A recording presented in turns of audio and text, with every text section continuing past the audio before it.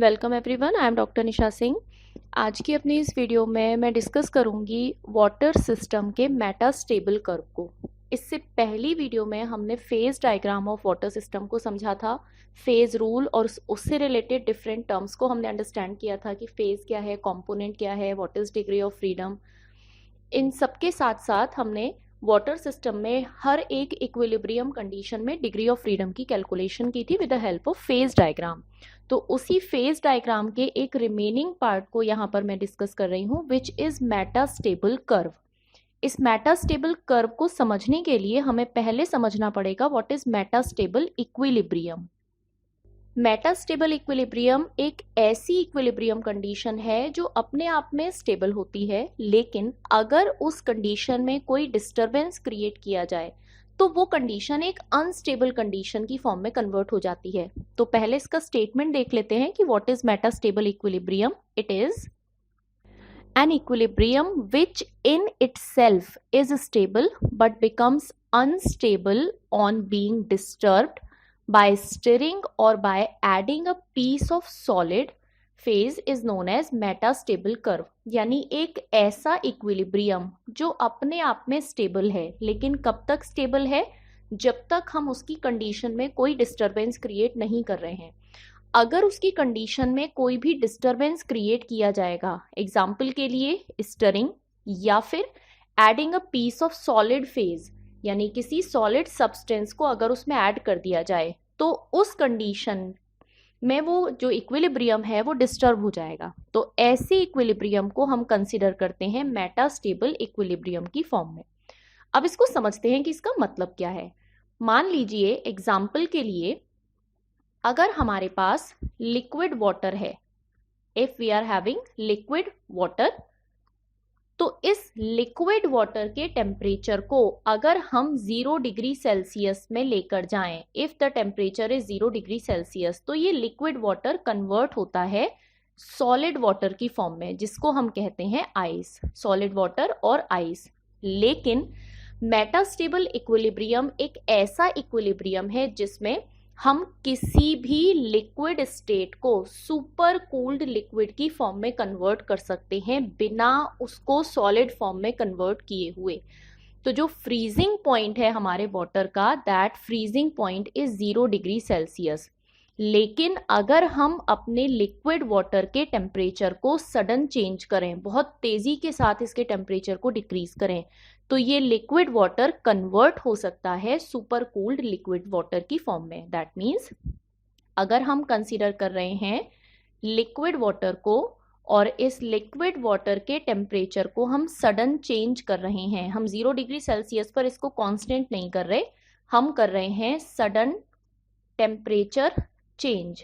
और ये जो सडन टेम्परेचर चेंज है, इस सडन टेम्परेचर चेंज में up to -9 degree Celsius, up to -9 degree Celsius हमारा जो लिक्विड वाटर है ये सुपर कूल्ड लिक्विड वाटर की फॉर्म में एग्जिस्ट कर सकता है, सुपर कूल्ड लिक्विड वाटर की फॉर्म में एग्जिस्ट कर सकता है। तो इसका क्या मतलब है कि अगर हमारे पास लिक्विड वाटर है तो इस लिक्विड वाटर को हम बिना सॉलिड में कन्वर्ट किए हुए एक मेटास्टेबल फेज की फॉर्म में कन्वर्ट कर सकते हैं। तो ये जो बनने वाला सुपर कूल्ड लिक्विड वाटर है, इस सुपर कूल्ड लिक्विड वाटर को हम कहते हैं मेटास्टेबल फेज। ये मेटास्टेबल फेज तब तक एग्जिस्ट करेगी जब तक कि इस सुपर कूल्ड लिक्विड वाटर को या तो स्टर ना किया जाए, यानी या तो हिलाया ना जाए, या फिर इसके अंदर कोई पीस ऑफ सॉलिड आइस ना डाला जाए। जब तक इसके अंदर कोई सॉलिड पीस या इसको हिलाया ना जाए तब तक ये सुपर कूल्ड लिक्विड रहेगा। लेकिन जैसे ही इसको डिस्टर्ब किया जाएगा, ये तुरंत कन्वर्ट हो जाएगा किसमें? ये कन्वर्ट हो जाएगा सॉलिड आइस की फॉर्म में।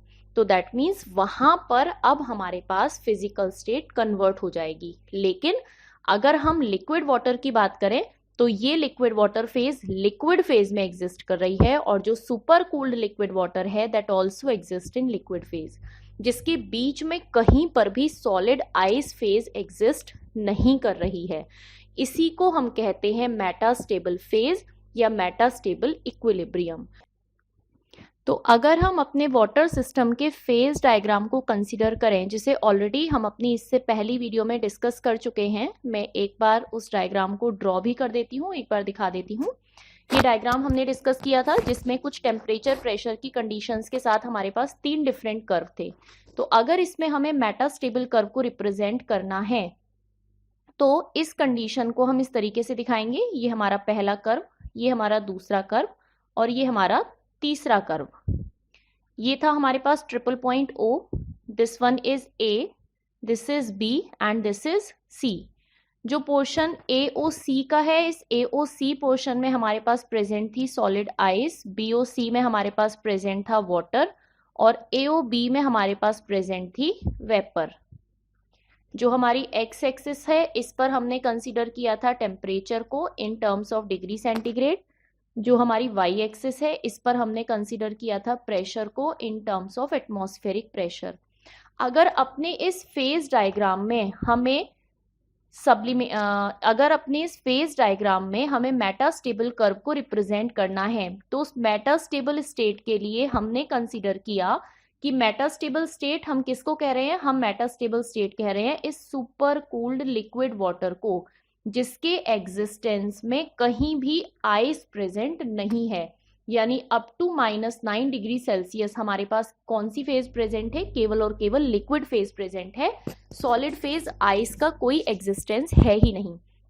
तो अगर ये कंडीशन फुलफिल होती है तो हमारा कर्व OB, जिसको हम वेपर प्रेशर कर्व कहते हैं, ये कर्व हमारा इलोंगेट हो जाता है इस पर्टिकुलर डायरेक्शन में।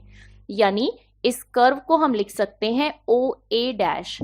तो अगर हम अपने इस फेज डायग्राम को कंसीडर करें तो अब इस फेज डायग्राम में सॉलिड फेज एग्जिस्ट ही नहीं करती है। अगर ये कर्व OA' एग्जिस्ट करेगा, केवल और केवल लिक्विड फेज होगी और गैसियस फेज होगी। यानी अब हमारी ना तो ये लाइन एग्जिस्ट करेगी ना ही ये लाइन एग्जिस्ट करेगी। अगर हम मेटास्टेबल स्टेट को रिप्रेजेंट कर रहे हैं तो इन दोनों लाइंस के साथ में इस आइस का एग्जिस्टेंस भी खत्म हो गया, क्योंकि ये आइस बनी ही नहीं। हमारा जो वाटर है वो कूल वाटर से सुपर कूल्ड वाटर की फॉर्म में कन्वर्ट हो गया। तो इस कर्व OA' को हम कंसीडर करते हैं मेटास्टेबल कर्व की फॉर्म में। तो इसको नीचे मेंशन कर सकते हैं, curve OA' is metastable curve, it is metastable curve. ये जो मेटास्टेबल कर्व होता है, इस मेटास्टेबल कर्व का वेपर प्रेशर जो है वो हमारे नॉर्मल जो फेज है उससे ज्यादा होता है। अगर हम इस OA को कंसीडर करें तो यहाँ कहीं इसका वेपर प्रेशर एग्जिस्ट करता है, लेकिन OA' का वेपर प्रेशर इससे ऊपर की कंडीशन में एग्जिस्ट करता है। तो हम इसमें भी अपनी टेम्परेचर प्रेशर की कंडीशंस को मेंशन करेंगे। यहाँ हमारे पास है 4.58 मिलीमीटर प्रेशर और जो टेम्परेचर था ट्रिपल पॉइंट पे दैट वाज 0.0098 डिग्री सेल्सियस।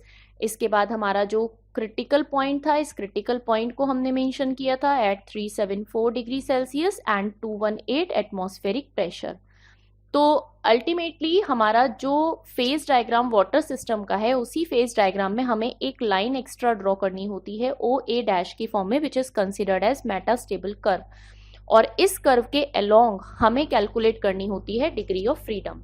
तो अगर हम अपने मेटास्टेबल कर्व को कंसीडर कर रहे हैं जिसमें कि सॉलिड फेज हमारी एग्जिस्ट ही नहीं कर रही, तो हम ये कह सकते हैं कि हमारे मेटास्टेबल कर्व के अलोंग केवल 2 फेज एग्जिस्ट करती हैं। So we can write it as, for this curve जो C की वैल्यू है वो 1 है क्योंकि वाटर सिस्टम है, जो P की वैल्यू है वो कितनी है 2। कौन कौन सी फेज प्रेजेंट है, एक हमारे पास लिक्विड फेज प्रेजेंट है दैट इज वाटर, और एक हमारे पास गैसियस फेज प्रेजेंट है दैट इज वेपर। जो आइस फेज है वो एग्जिस्ट ही नहीं कर रही। अगर इस कंडीशन को हम अप्लाई करते हैं फेज रूल में तो F is equal to C minus P plus 2, value place करने पर 1 minus 2 plus 2 that means F की वैल्यू आती है 1। तो हम क्या कंसिडर कर सकते हैं, हम कंसिडर कर सकते हैं सिस्टम इज मोनोवेरिएंट, सिस्टम इज मोनोवेरिएंट। तो अपने फेज डायग्राम में हमें एक कर्व और इंक्लूड करना है विच इज मेटास्टेबल कर्व। तो जो पहली वीडियो में हमने फेज डायग्राम समझा था, उस फेज डायग्राम में हम अपने एक कर्व को एक्सटेंड कर सकते हैं। ये जो कर्व था OA, इसको हम एक्सटेंड कर सकते हैं ओ ए डैश की फॉर्म में, और जो कर्व ओ ए डैश होगा that will be considered as metastable curve. तो आई होप आप सबको मेटास्टेबल स्टेट और मेटास्टेबल कर्व क्लियरली समझ में आए होंगे। And if there is any query और any kind of suggestion, you can write down in comment box. Thank you so much.